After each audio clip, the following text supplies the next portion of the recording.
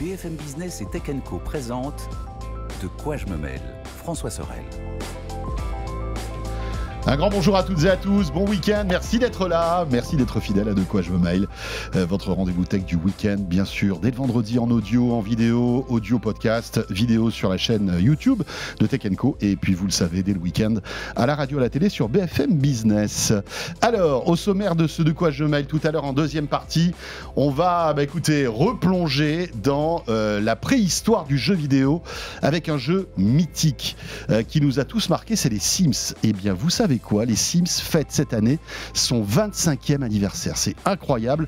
Et avec Christophe Joly, tout à l'heure, on reviendra sur les 25 ans des Sims qui ont complètement bouleversé le monde du jeu vidéo, qui ont même créé un segment finalement du jeu vidéo. Ce sera en deuxième partie avec Christophe. Donc, je vous rappelle le hashtag DQJMM pour nous suivre et réagir à tout ce qu'on raconte, évidemment, dans De quoi je me mêle. Un grand merci d'être là et bienvenue à vous toutes et à vous tous.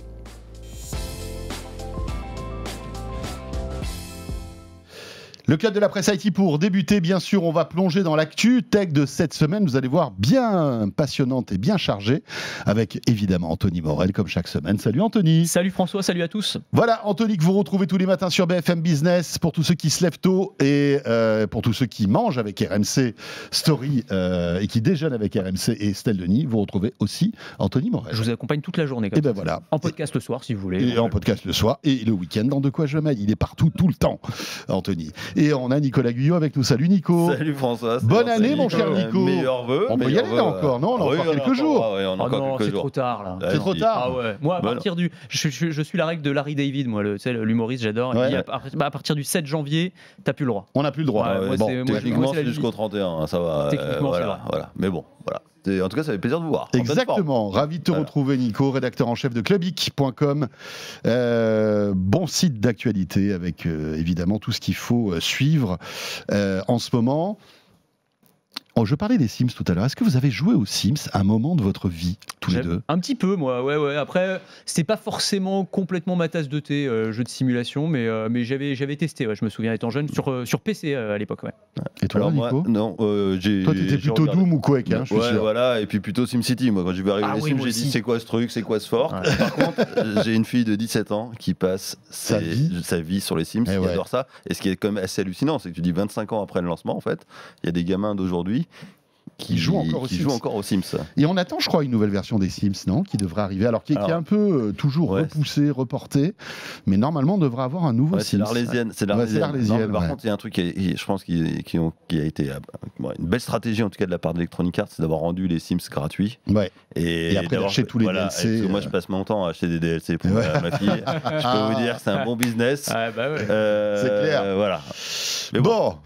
Allez, pour débuter, l'actu, alors toute fraîche, puisque je vous rappelle qu'on enregistre ce De quoi je me mêle le jeudi matin, et l'actu est tombée hier, c'était le Galaxy Impact de Samsung, qui chaque année marque un peu le début de l'année tech dans le monde du smartphone. C'est vrai que, Impact, Samsung, c'est un peu, on va dire, le premier coup d'envoi des nouveautés smartphones de l'année 2025. On s'attendait pas à grand-chose, on n'a pas été déçus. Oui, on a été servis. On a été servis. Oui. Franchement, alors là, pourtant, Dieu sait si moi j'apprécie Samsung, ils font des super produits et tout, on n'est pas là pour... voilà. Mais... on s'est ennuyé. On s'est ennuyé, quoi. Bah oui, non mais... écoute, on va être juste, parce que c'est un reproche qu'on fait souvent à Apple. Quand on parle d'Apple, on dit souvent, il y a pas d'innovation majeure d'une année sur l'autre, on râle un petit peu et tout ça.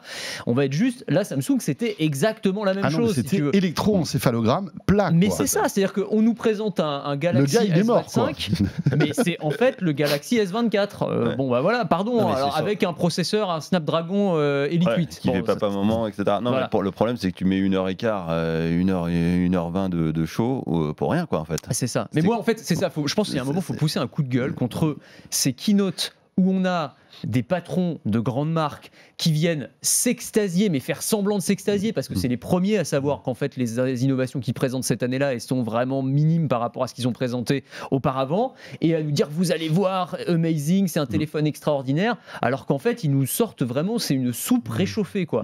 Et je pense que ça se voit de plus en plus, et les gens le voient, les journalistes le voient.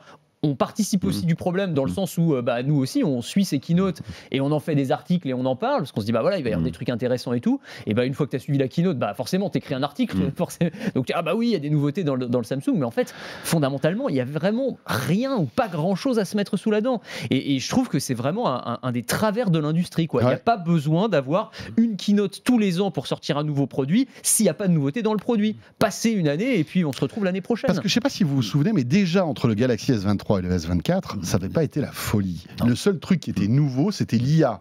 L'année dernière, on bouffait de l'IA dans le Galaxy S24, et d'ailleurs, Samsung poussait ça. D'accord ? Ça a même boosté leur vente. Le fait qu'ils communiquent sur l'IA, ça a intéressé les gens. Bon, après, que les gens utilisent toutes les fonctionnalités IA que Samsung et Google proposent, je suis pas sûr. Mais là, sincèrement, quand on découpe la keynote, il y a eu une brève présentation du téléphone, et puis après, c'était que du Google, que du Gemini, et la mise en avant du partenariat avec Google. Mais finalement, bon... Et on a eu en fait droit même à une double dose d'IA, parce que c'est les Galaxy AI qui est qui est l'IA de maison de Samsung, et le partenariat avec Samsung Google. Et moi de temps en temps je me disais, on était en train de faire un live et je me disais mais attends, je comprends pas là, en fait on a déjà parlé de ça. Oui mais non, c'est pas tout à fait, parce que là c'est par Gemini, c'est pas par les mêmes menus, etc. Et les gens s'en foutent en fait voilà. Et moi je pense surtout, il y a un problème, c'est quand l'original a du mal et que la photocopieuse arrive plus à tourner là. Parce qu'en fait on va pas se mentir, on a fait la même chose après les confs Apple, quand Apple commence à... on l'a bien vu la dernière fois, on en parlait, les téléphones n'ont pas beaucoup changé, il y a de l'IA intégré, mais bon, on nous dit oui, ça va arriver, etc. et tout. Mais en fait, là, on a la même chose. Il n'y a pas de magie. C'est une mise à jour logicielle, en fait. Voilà, c'est une mise à jour logicielle. Voilà, et il y a rien de neuf sous le soleil. Alors après, voilà, faut rester, encore une fois, si on prend un petit peu d'auteur, comme tu le disais, François, ça reste des super téléphones, des super produits. Moi, c'est pareil, j'adore les Galaxy, j'en ai eu plusieurs, et c'est des très bons appareils. Et cet appareil-là, forcément, c'est le haut de la gamme, donc ça reste un très très bon téléphone pour ceux qui veulent changer leur appareil. Qui est décliné, bien sûr, comme à chaque fois. Il y a le S25, le S25 Ultra, etc. Mais c'est plus sur cette obligation de à chaque fois faire une keynote pour nous apporter finalement pas grand chose. Alors sur l'IA, bon, il y avait des petits trucs intéressants quand même, j'allais dire à la marge. Bon, l'intégration de Gemini quand même qui supplante complètement Bixby, qui était leur IA maison, qui devient maintenant l'IA par défaut, avec des petites fonctionnalités qui vont permettre maintenant en langage naturel, tu vas pouvoir discuter avec le téléphone pour lui demander, plutôt que d'aller dans les paramètres par exemple, tu peux lui demander tiens, le texte que je suis en train de lire, mets-moi une police de caractère plus grosse, là je suis dans ma galerie photo, trouve-moi la photo de mon cousin Roger quand on a fait un barbecue l'été dernier. Des petits trucs comme ça. Bon, ça c'est pratique. Le fait d'avoir du multi-application aussi, c'est-à-dire que tu vas pouvoir aussi utiliser l'IA, elle va fonctionner sur plusieurs applications en même temps. Donc elle peut par exemple, je sais pas moi, te trouver un bon restaurant japonais et le partager avec tes amis en même temps. Donc ça aussi tu peux lui poser la question et elle va faire le lien entre les différentes applications. Donc non, tout ça c'est intéressant si tu veux. Maintenant, est-ce que ça valait une keynote d'une heure et demie, je suis pas sûr. Oui, et puis surtout que voilà, c'est une API, il va falloir que globalement cette API elle soit prise en compte par tous les développeurs. C'est ça. Ça met un peu de temps, on n'est pas dans le même écosystème qu'Apple. Voilà. Après, ici il y a eu un niveau des IA. Moi j'ai bien aimé, c'est la gomme audio sur les enregistrements audio, quoi. Vous filmez. Il y a un bruit de fond, etc. Vous êtes capable, grâce à l'IA, vous êtes capable de supprimer le bruit de fond. Ça, tu as la même chose sur les iPhones. La fonction studio, moi, que j'utilise tous les jours parce qu'on fait des vidéos pour les réseaux sociaux. Et en fait, tu sélectionnes le mode studio et ça te donne un son incroyable. Quoi. Ça annule tous les bruits ambiants et ça remonte ta voix. Tu as l'impression de faire un podcast. C'est hallucinant. Ça marche très bien. Donc, rien de neuf sous le soleil. On s'était dit... Tiens, il y a peut-être une paire de lunettes dans les tiroirs, un masque de VR. On parle aussi d'un Samsung S25 Slim. Oui, mais justement, c'est ça, moi. Et tu vois, je pensais qu'il allait y avoir un truc quand même. Alors, ils en ont dit un tout petit mot sur le Edge, c'est ça. Voilà, mais c'était le One More Thing. Et encore, il n'y a même plus personne sur scène. Mais c'était un teasing, c'était très générique. Parce que ça aurait pu être pour le coup une nouveauté. Oui. Okay. Là, s'ils avaient présenté un Galaxy S25 avec un nouveau form factor beaucoup plus fin, plus les nouveautés IA, là peut-être que ça valait une keynote, tu vois. Mais là, c'était quand même super léger, quoi. Et puis surtout, comme ça a été présenté, en fait, c'était ajouté à la fin de la présentation. On voit des composants qui s'assemblent pour former une sorte de Galaxy S25 Edge un peu plus fin, mais pas très bien. On le voit pas très bien parce qu'en plus c'est dans la pénombre. Mais t'aurais mis un gars avec le téléphone à la main, sur la scène. Regardez, ça arrive dans 3 mois, ça arrive, super. on est prêt, machin truc, on les attend en face, etc. Et tout. Là, ça aurait été bien. Ça aurait été, voilà, il y aurait eu de. En tout cas, on aurait pu faire nos choux. Là, le truc, c'est parti. Et après, voilà, fondu au noir. Au revoir. Et alors, pas de lunettes. Un masque qui a traîné, qui était, je crois, qui était présenté, mais enfin de loin, donc on voyait même pas on voyait pas les fonctionnalités de ce masque-là, qui ressemble un peu au Vision Pro. Je sais pas si vous l'avez vu, mais rien de. Non, enfin, là, c'est un projet. C'est un projet. On sait même pas quand ça va sortir. On sait même pas si c'est le modèle définitif. Ouais, c'est ça. Mais là, pour le coup, ils auraient pu aussi faire un petit one more thing ou un petit clin d'œil ou un truc.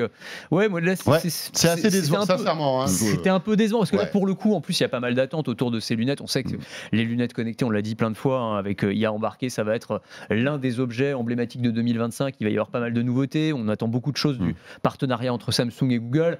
Au moins faire un petit appel du pied, un petit clin d'œil, un petit teaser, quelque chose, ça aurait été quand même, ça aurait été appréciable. Voilà. Si, elle a domotique, compatibilité avec le protocole Matter. Ouais, super. Et voilà, écoute, on est ravis. Bon, c'est une bonne chose. Voilà, c'est une bonne chose. Mais bon, et puis après, faut pas non plus que nos lecteurs, nos auditeurs et nos téléspectateurs pensent que les téléphones sont pas bons. À l'intérieur, c'est quand même le processeur. Non, mais c'est l'état de l'art en matière de technologie. Comme Samsung, c'est le faire. On est au top du top. Mais c'est vrai qu'entre un S24 et un S25, c'est compliqué, quoi. Ils annoncent quand même, tu vois, en puissance de calcul, plus 37% de puissance en plus, en 3D plus 32, en IA plus 43%. En fait, on est quand même dans une grosse évolution, parce que la puce qui est embarquée, mais est-ce que ça sert tout ça, Nico? Voilà, c'est ça le problème au quotidien pour toi et moi et Madame Michu. Est-ce que ça sert, tu vois? C'est ça la question. C'est des très bons téléphones, voilà. C'est juste ce que disait Anthony, c'est est-ce que tu as besoin de faire un truc aussi long pour 3 téléphones qui sont upgradés, quoi. Et le truc, c'est que vraiment, je refais le parallèle avec Apple, quoi. Pour moi, c'est un problème à l'échelle de l'industrie. Oui. Les grands acteurs du secteur, plafond de verre. Maintenant, ils nous sortent tous les ans la keynote pour ne pas dire grand-chose. Franchement, le truc qui va peut-être un peu réveiller le marché, c'est quand Apple se lancera dans le pliant. Je ne sais pas ce que vous en pensez. Peut-être, mais quand tu auras un iPhone pliant, là, je pense que ça va rebooster ce truc-là. Mais c'est vrai qu'entre-temps, on arrive à quelque chose, quoi. Voilà.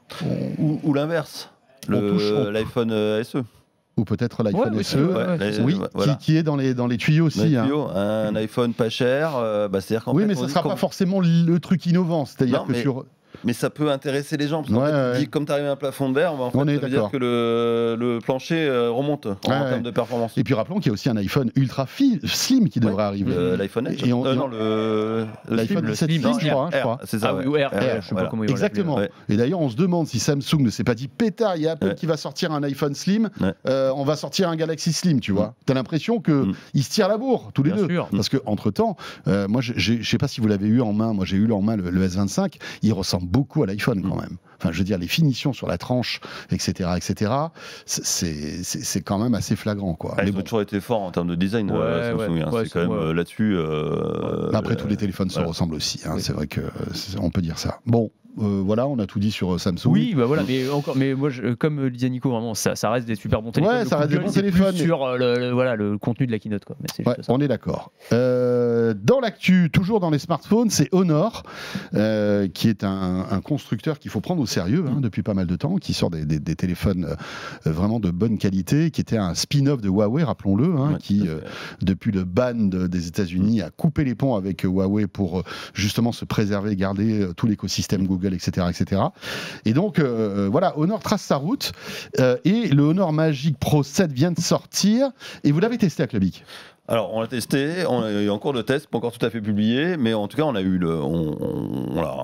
reçu, on a pu jouer avec, et en fait, là, on a le téléphone haut de gamme de Honor, c'est un écran 6,8 pouces OLED, on a un téléobjectif 200 mégapixels, à l'intérieur, c'est du Snapdragon, donc en fait, vous avez le top de ce qu'on peut trouver aujourd'hui, c'est exactement quasiment les mêmes specs que les téléphones Samsung, dont on a parlé juste avant, et ce qui est pas mal, c'est que lui aussi, il est dopé à l'IA. Vous n'avez pas des grosses présentations pour vous dire que c'est... Voilà, mais en tout cas, il y a des trucs très sympas comme le zoom 100x qui fonctionne à l'IA. Et ça, moi, j'ai trouvé ça assez bluffant, en fait. C'est qu'à partir de 30x, En fait, vous basculez, vous activez un mode IA. Alors, faut être connecté à Internet, parce que voilà.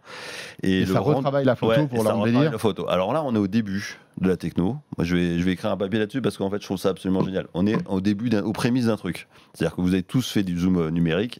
C'est dégueulasse. C'est dégueulasse, ça pixelise, etc. Là, en fait, il va se connecter sur Internet. Il y a une IA qui repasse, qui retravaille la photo, et en fait, ça donne quelque chose de très présentable sur l'écran du téléphone. Alors après, vous regardez sur un ordinateur en 4K avec un moniteur 4K, vous voyez quand même que c'est la texture qui est appliquée, que globalement, il y a des choses qui ne correspondent pas tout à fait à la réalité. Mais c'est bluffant sur un écran de téléphone. Sur un écran de téléphone, parce que globalement, par contre, il y a juste un défaut, c'est que là, vous arrivez aux limites physiques humaines, c'est-à-dire qu'en fait, tu veux zoomer 100x. Bah, t'as pas intérêt à bouger, quoi. Et même le fait d'appuyer sur le bouton, bah, ça vibre, voilà. Tu perds tout de suite ton cadrage. Mais tu peux pas faire une photo à la volée en 100x comme donc ça. Donc là, il y a encore du boulot là-dessus. Alors bien sûr, il y a un système de preview pour voir de loin où tu zoomes, etc. et tout. Mais je pense qu'on est au début de quelque chose. Mais ça te gêne pas que ce soit. Moi, il y a un truc philosophique derrière, c'est que tu dis, c'est que la photo n'est plus vraie, en fait. C'est plus une photo, quoi. Enfin, c'est une image qui est vraiment, pour le coup, vraiment trafiquée par l'IA, parce que quand tu fais un zoom 100x, je me souviens qu'il y avait eu ce débat, c'était justement sur les Galaxy tu te rappelles avec les lunes, avec la lune, exactement, ou des internautes, parce incroyable, que s'étaient rendu compte, parce qu'à l'époque c'était un peu nouveau, que les photos, tout le monde faisait des photos de lune. Bah oui, et donc tu faisais les photos de la lune avec le S23, et c'était oh là là, mais elles sont incroyables, comment on arrive à zoomer comme ça, et on s'était rendu compte que bah en fait effectivement c'était une IA qui reconnaissait la lune et la repimpait, quoi. Exactement. Et c'est vrai que ça pose une question philosophique derrière, quoi. Effectivement, tu zoomes sur le Mont Blanc x100, mais en fait t'as pas vraiment fait une photo du Mont Blanc, t'as pointé le téléphone en direction du Mont Blanc, et après il va chercher dans sa base de données et qui a reconstitué à partir de ça. Et tu te dis, philosophiquement, il y a un truc bizarre quand même. Sauf que ton IA, par exemple, tu prends le S23, c'était il y a 2 ans, entre-temps, l'IA elle a progressé, elle a grave progressé. Et en fait, et te dire que globalement, ça faut se projeter en se disant, ça on va avoir des trucs, on va avoir des zooms bientôt. Donc, on ne sait plus du tout comment, entre de l'optique et du numérique et de l'IA, on ne saura plus faire la différence. Non, mais tu vois, je pense qu'il y a un distinguo à faire entre l'IA qui arrive en rajoutant des pixels, à faire un upscale, un peu comme le fait Samsung avec sa télé 8K, si tu veux. Tout à fait. Où là, ça part d'une vraie image, et en fait, en la retravaillant avec l'IA, ils arrivent à l'enrichir en termes de définition. Et une IA qui va, par exemple, récupérer des photos de la Tour Eiffel, parce qu'ils ont détecté que tu as fait des photos de la Tour Eiffel, et plaquer des textures, tu vois, de la Tour Eiffel, parce qu'il a ça dans sa base de données sur ta photo. Je pense que c'est pas pareil, en fait. Là, moi, j'ai pas photographié de lune ou Tour Eiffel. Scale, ou alors en fait on ajoute des textures qui sont prises sur internet parce qu'on a détecté ce que tu étais en train de photographier. Après là où je suis d'accord avec Nico, c'est que de toute façon oui, tu sais plus tellement maintenant quand tu prends une photo dans quelle mesure ton image est vraie ou faux, parce que tu as de toute façon l'IA qui fait en général, elle va prendre un mix des différents capteurs photos et puis elle va faire sa petite sauce de toute façon. Donc voilà, de toute façon l'IA elle est là. C'est plus une réflexion que je faisais comme ça. Ça va pas m'empêcher moi aussi d'utiliser le zoom 100x et puis non mais c'est vrai que ça pose un problème sur les réseaux sociaux. Je suis d'accord. Mais ça m'interpelle quand même, non, mais tu as en raison. termes de la frontière entre ce qui est vrai et ce qui est faux, quoi. Et là, on est au début de quelque chose. En fait, c'est se dire que on est en train de découvrir une nouvelle façon de prendre des photos. Alors, ce qui est extraordinaire, c'est que tu dis sur un écran de téléphone, c'est là où on s'aperçoit qu'en fait, comme ils sont assez limités en termes de définition. Après, tu regardes bien la photo, tu la développes comme on faisait à l'époque, c'est-à-dire comme un RAW. Là, tu vois le truc, bon, bah, tu fais OK, d'accord, c'est la texture qui est plaquée, etc. Mais c'est plaqué, c'est plutôt bien foutu parce que par exemple, tu prends un immeuble de très très loin, l'immeuble, l'IA le connaît pas. Là, on parle d'un immeuble de banlieue, etc. Donc elle va le restructurer. Elle va lisser les pixels, et on arrive à des trucs quand même. Tu te dis. Bah, c'est pas mal. Alors après, 100x, c'est un peu exagéré. Ça va être intéressant de voir, par exemple, de prendre une photo d'un visage avec un 100x. Alors moi, tu vois ce que ça donne ? Est-ce que Nicolas Guyot ressemble à Nicolas Guyot ou est-ce que... Alors moi, j'ai stocké des personnes de loin. En fait, ça t'applique de la texture. En fait, ça te fait du lissage. T'as stalké des personnes de loin, c'est tu prends avec ton paparazzi, quoi, en fait. Voilà, excuse-moi, en version Nicolas Guyot, le paparazzi. Paparazzi. Bah, tu sais, il prépare une rubrique People dans Club Geek. C'est pour ça. Ouais, mais en même temps, c'est vrai que c'est un outil génial pour ça. Alors, mais ça marche, et ça marche pas mal. Sauf que le visage, effectivement. Ouais, c'est visage. des Sims, alors le visage, c'est lissé à mort. C'est-à-dire, on parlait des Sims. Voilà, t'as un visage de Sims. Ah oui. Voilà. On dirait David Guetta, quoi. Voilà. Après son lifting. Ouais, donc du coup, ça limite quand même l'intérêt du truc, quoi. Ouais, mais sauf qu'en fait, entre le truc où t'as rien d'exploitable et ça, c'est ça qui me fait dire que en fait, c'est l'avenir. Parce qu'en fait, le zoom numérique, ça fait des années qu'on dit c'est dégueulasse. Là, tu commences à avoir des choses exploitables. Ouais. Mais c'est vrai que même quand tu dépixelises, moi j'ai fait l'expérience avec des vieilles photos prises dans les années, je pense, 80, qui ont été numérisées ensuite, tu sais, donc des photos vraiment très un peu sales, quoi. Et en les dépixelisant, avec maintenant tu as des applis qui permettent de faire ça aussi. Et en fait, même le rendu, ok, c'est plus propre et c'est impressionnant, mais tu vois qu'il y a un truc artificiel en fait dans le rendu. Tu as presque l'impression, tu as raison, ça va pas jusqu'à un personnage de jeu vidéo, mais tu vois qu'il y a un truc un peu bizarre quand même. De toute façon, après, il n'y a pas de miracle. C'est trop lisse, tu vois. T'as pas de définition, t'as pas d'information sur une photo, il faut bien la retravailler avec quelque chose. Mais en fait, il y a encore 5 ans, 10 ans, c'était l'ordre de l'impossible. Bien sûr. Là, tu dis... T'as quelque chose qui te fait douter, quoi. Non, mais je suis d'accord. C'est impressionnant. Et on ne sait pas jusqu'où ça va aller, en fait. C'est ça qui est intéressant. Je pense que là, tout est possible. Là, voilà pour le Honor Magic Pro 7. Le test bientôt, déjà. Oui, je pense d'ici à demain. Quand vous écouterez cette émission, vous pourrez le retrouver. Autre nouveauté très attendue pour l'année 2025, c'est la Switch 2, qui a été donc pré-annoncée brièvement par Nintendo. Il y a des petites vidéos qui tournent. Qu'est-ce qu'on sait, Anthony, sur cette Switch 2 qui est évidemment hyper attendue parce que la précédente a 7-8 ans, je crois. Oui, c'est ça. On arrive en fait à la fin de cycle. Cycle de vie d'une console, en général, on dit que c'est 7 ans. Et donc, il y a un renouvellement. Et quand on voit le succès de la Switch, tu te dis waouh. C'est un truc de fou. Et j'allais dire, contre toute attente, peut-être pas, mais beaucoup doutaient au début de la Switch. Où on disait, tu sais, Nintendo était quand même en difficulté à l'époque, faut se souvenir. Il y a eu la Wii U qui avait été un énorme flop. On se disait, est-ce que finalement la Switch, ça va être le chant du cygne de Nintendo? Et finalement, ça a été plutôt le chant du phénix parce qu'ils sont vraiment fait un truc complètement dingue avec la Switch. Et puis la bonne idée, quoi, d'une console portable que tu branches sur un dock et qui se transforme en console de salon, tu vois. Et la console qui va plaire à tout le monde, qui est la console de la famille évidemment, mais qui peut être aussi la console des gamers parce que tu as énormément de jeux indés de très grande qualité, des RPG de très grande qualité. Donc vraiment tout le monde y trouve son compte. Ils en ont vendu rien qu'en France, je crois que c'est plus de 8 millions si je dis pas de bêtises. Et dans le monde, c'est 170 millions. C'est énorme. C'est l'une des consoles les plus vendues de l'histoire. Alors, t'as encore la PS2, je crois, qui est devant. PlayStation 2, je crois que c'est la console, ça reste la console la plus vendue de l'histoire. Ah non, non, je me suis trompé. Non, c'est pas 70 millions. Je sais plus. En tout cas, c'est un mauvais chiffre. Oubliez mon chiffre. En tout cas, je crois que c'est. Voilà. En tout cas, PlayStation 2 fait un petit peu mieux. T'as fait un 100x sur le chiffre. Et il y a une hallucination. C'est une hallucination de. Les gars, on va regarder ça. Mais c'était. Non, enfin, en tout cas, tout ça pour dire que oui, c'est un succès extraordinaire et que du coup, évidemment, la Switch 2 est attendue. Alors, du coup, c'est ça qui est intéressant, c'est que Nintendo, j'allais dire, se repose sur ses lauriers. Non, mais en tout cas, ne veut pas changer une recette qui a fonctionné. Ce qui est une vraie première, parce que d'habitude, Nintendo, quand il passe d'une génération de console à une autre, historiquement, la console change du tout au tout. De la NES à la Super NES, t'as eu la Nintendo 64, t'as eu la GameCube. À chaque fois, c'était des form factors complètement différents. On changeait vraiment d'objet, quasiment. On restait dans le même univers, mais en tout cas, l'objet était complètement différent. Il y a eu la Wii, évidemment, la Wii U. Et là, la Switch, le passage à la Switch 2, en fait, la Switch 2, c'est vraiment une Switch en un peu plus grand, en un peu plus puissant et en un peu plus fini et abouti, un look un peu plus peaufiné, j'allais dire un peu moins jouet, peut-être un poil plus adulte, donc intéressant. Et puis voilà, on va voir. Après, il faudra voir les détails, le processeur qui est à l'intérieur, ce qu'il peut faire tourner, etc. 146 millions. Voilà, c'est ça. 146 millions. Voilà. T'étais pas loin. Ouais, j'étais pas loin. À 14 millions près. Ça va. C'était ça va. C'est pas non plus 24 millions près. Une paille. T'avais dit combien? 170. 170 à 24 millions. On était dans les ordres de grandeur. Ça va. Donc voilà, tout ça pour dire que les changements de ce qu'on a 3 vu, containers et c'est réglé. Oui, c'est ça. Dans une petite vidéo qui a été publiée par Nintendo et qui fait 2 minutes. Donc il y a évidemment plus d'inconnus que de choses que l'on sait réellement. Mais ce qu'on a vu, c'est qu'elle ressemble vraiment beaucoup à la première. Et information importante, on sait qu'il y aura accès à la rétrocompatibilité. Donc on pourra jouer au jeu de la Switch 1 sur la Switch 2. Encore heureux, me direz-vous, mais c'est pas toujours le cas quand il y a une nouvelle génération de consoles qui sort. Alors sur ce qu'on a vu là, sur ce qu'on voit là dans la vidéo, ce qui est génial, c'est que les manettes, en fait, il y a un capteur optique. Je sais pas si vous avez vu. Vous pouvez la transformer en souris.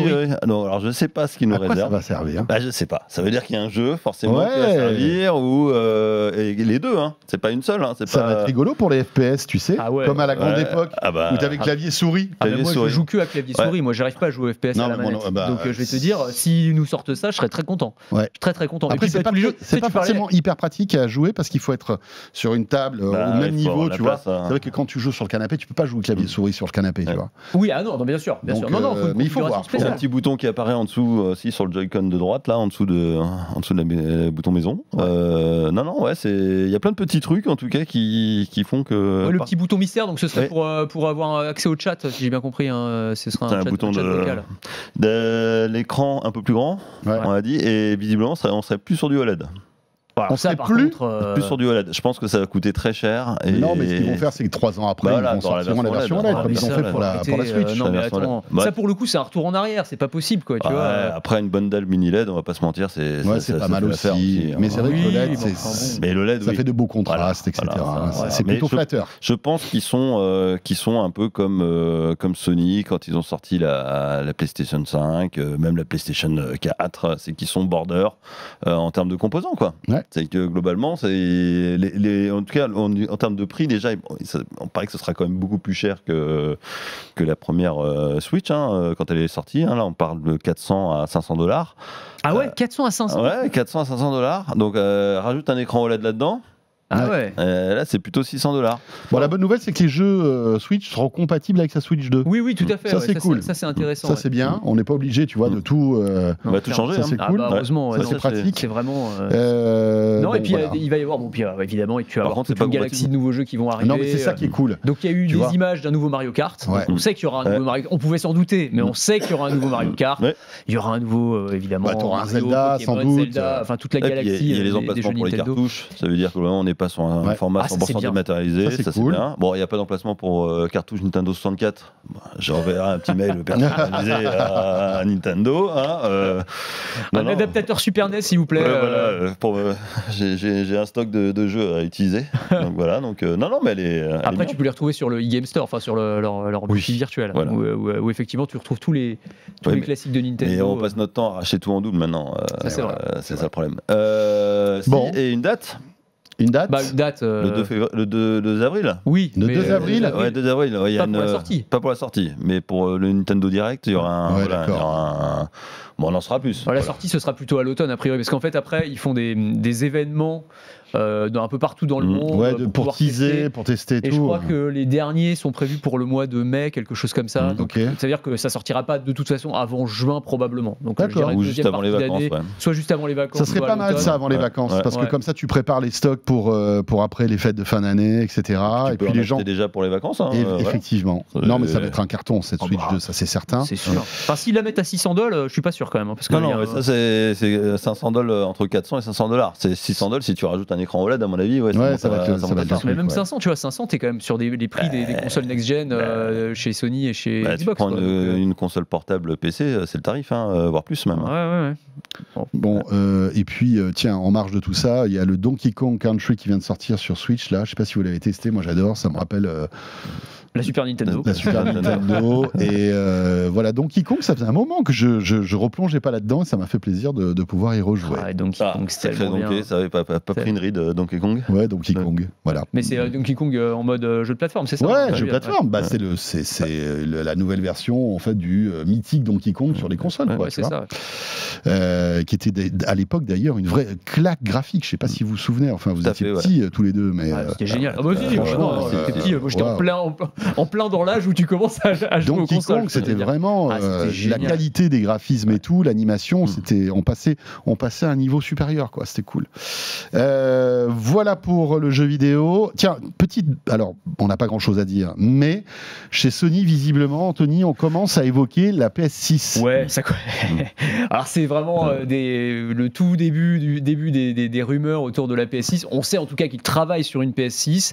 On a a priori une année de sortie, ce serait pour 2027, ce qui serait assez cohérent, puisque ce serait, encore une fois, tous les 7 ans. Je crois que c'était 2013, 2020, 2027. Hein, donc, on est sur un truc assez cohérent. Ça va vite, hein, 2027, c'est dans 2 ans. Hein. Oui, ça arrive, bien sûr. Alors, là, c'est des insiders assez réputés qui ont fait sortir ces infos-là. Ils expliquent que la console, elle est en phase de validation pré-silicium, ça s'appelle. Donc, qu'est-ce que ça veut dire, validation pré-silicium ?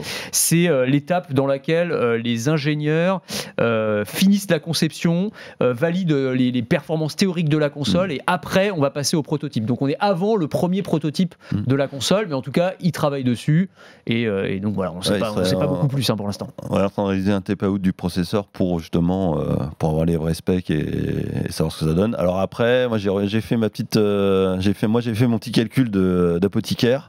J'ai calculé PlayStation 4 Pro 2016, PlayStation 5 Pro 2023. Ouais. Il a fallu 4 ans. 24 même 2024, ouais. Il a fallu 4 ans pour sortir après la PlayStation 5. Moi je pense 2027-2028. Ouais, c'est ça. Ouais. Mais tu vois, moi j'ai un peu perdu mon pari de ce point de vue-là, parce que moi je pensais que la PS5 serait la dernière. Alors à moins que, après on n'a pas tous les détails. Moi je pensais qu'après on passerait en mode cloud gaming, full cloud gaming en fait. Je pensais que tu vois les consoles physiques, ce serait un truc du passé, et que ce serait peut-être la dernière génération de vraies consoles que tu as dans ton salon.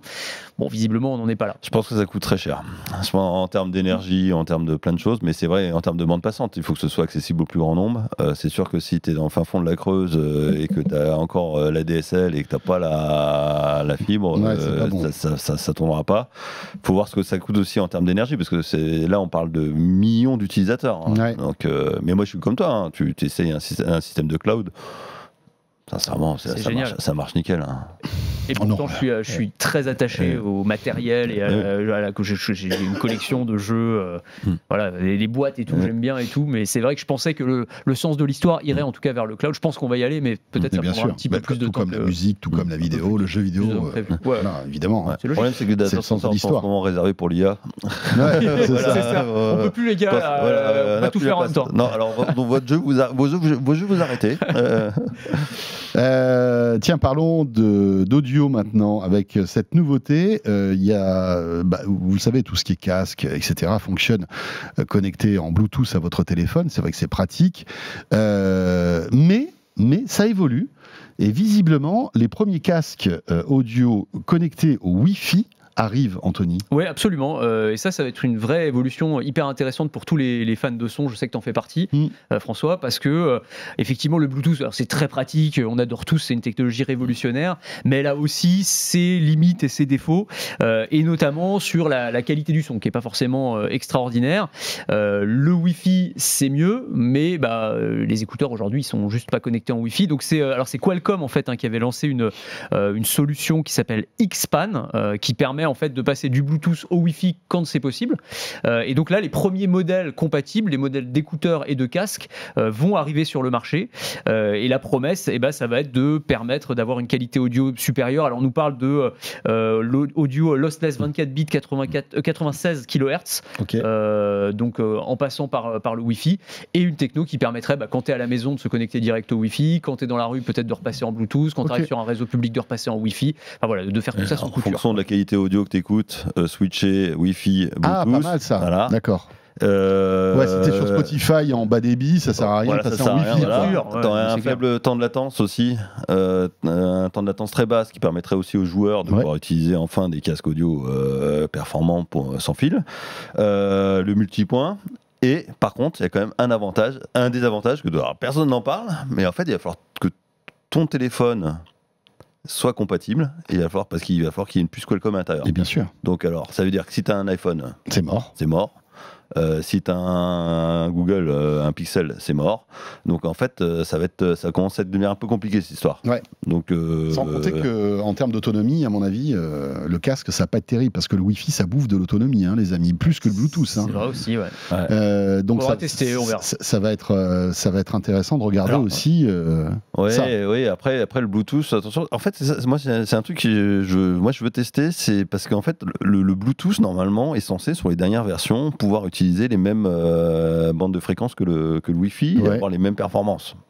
Non, sauf que effectivement, Bluetooth, on n'a jamais vu un casque audio pour le lossless bien performant. Alors ça existe, hein. Il y a Qualcomm a sorti, je crois, un Bluetooth un peu boosté qui permet d'avoir une plus grosse bande passante et d'avoir une qualité de son Hi-Fi.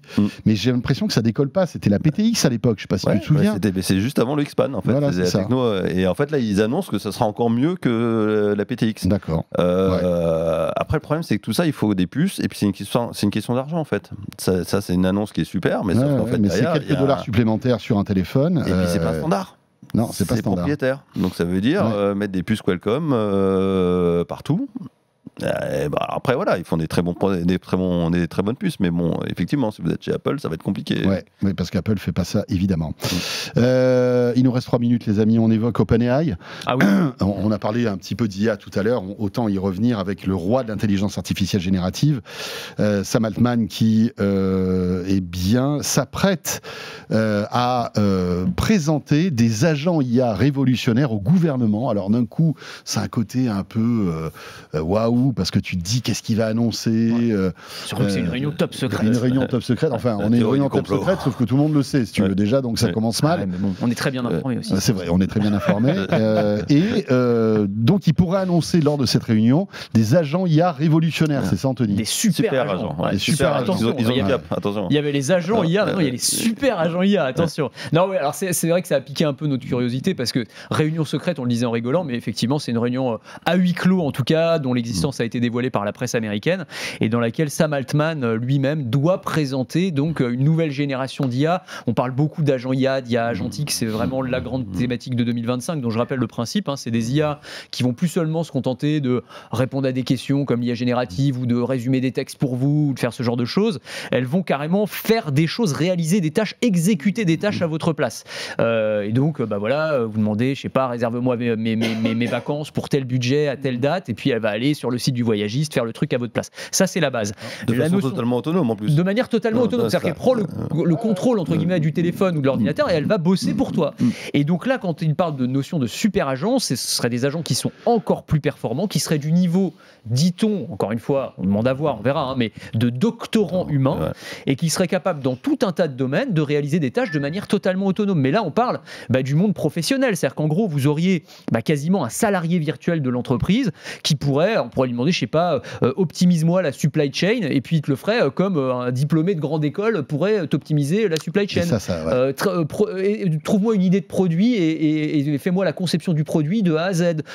Trouve-moi un nouveau traitement pour cette maladie. Enfin, c'est un petit peu plus compliqué que ça, mais tu vois le principe, c'est que tu as vraiment un assistant. Enfin, c'est même plus qu'un assistant. Parce tu lui poses une question, il se démerde, quoi. Il se démerde et il fait tout seul, il se débrouille avec toutes les questions que ça va poser, y compris derrière sur l'emploi. Enfin, tu vois, c'est aussi des vrais sur l'efficacité, sur les hallucinations, sur la véracité de ce qu'il va te dire. Bien sûr. Enfin voilà. Et ce qui est intéressant, c'est pourquoi il y a cette réunion en fait. Parce que ça, on avait déjà commencé, on avait déjà parlé, mais en fait, c'est que visiblement le résultat est assez bluffant. Ok. Donc en fait, ils font cette réunion, c'est avec des décideurs, c'est ça. Il y aura des politiques, il y aura c'est qu'en fait, ils veulent présenter, parce que d'un point de vue sociétal. C'est un tournant. C'est un tournant de... Les ingénieurs d'OpenAI interrogés, alors couverts d'anonymat, alors c'était Axios pour les citer, qui a sorti l'information, disent eux-mêmes, on est à la fois fascinés mais effrayés en gros, par le potentiel de cette technologie. Donc vraiment, ça va être intéressant de voir. Et comme tu le disais, l'administration américaine, je pense, est très intéressée aussi parce que tu as Elon Musk avec ce fameux département de l'efficacité gouvernementale. Il veut mettre un coup de balai, il veut un coup de balai là-dedans. Avec ça, t'imagines, tu vas pouvoir remplacer un certain nombre de fonctionnaires a priori. Donc je pense que ça les intéresse aussi pour cette raison-là. C'est d'ailleurs l'Angleterre aussi qui a communiqué, je ne sais pas si vous avez suivi là-dessus, sur le Royaume-Uni qui va intégrer l'IA pour faire économiser des milliards et des milliards de livres chaque année et pour accélérer en fait certaines tâches administratives. Donc enfin voilà. Ça rigole pas. Bon, on verra bien. Il y a des gains de productivité à faire grâce à l'IA, ça, il n'y a pas de doute là-dessus. Rendez-vous à Pôle emploi dans voilà, c'est ça. Non, mais si, il y aura un vrai problème quand même. Non, mais il y aura un agent François Sorel, un agent Nicolas, un agent Anthony Morel. Mais non, vous étiez remplaçable, arrêtez un peu. Tu crois ? Mais oui, bien sûr. Je sais pas trop. On va être augmenté par l'IA, on va pas être remplacé par l'IA. Je croyais qu'on allait être augmenté tout court. Ça, tu te débrouilles. Ça, je me débrouille. Ok. Merci beaucoup à tous les deux. C'était cool. Merci Nico. Merci tout le monde. Nico Guyot, qu'on retrouve donc sur Clubic. Tu en es le rédacteur en chef. Et Anthony, c'était un vrai plaisir, comme toujours, de t'avoir. Merci Anthony Morel, le matin sur BFM Business et à la mi-journée sur RMC et RMC Story. Vous restez avec nous, on replonge dans les Sims. Ça vous dit? Alors vous restez là. Deuxième partie, nostalgique. On va fêter ensemble les 25 ans des Sims avec Christophe Joly. À tout de suite. De quoi je me mêle sur BFM Business et Tech & Co.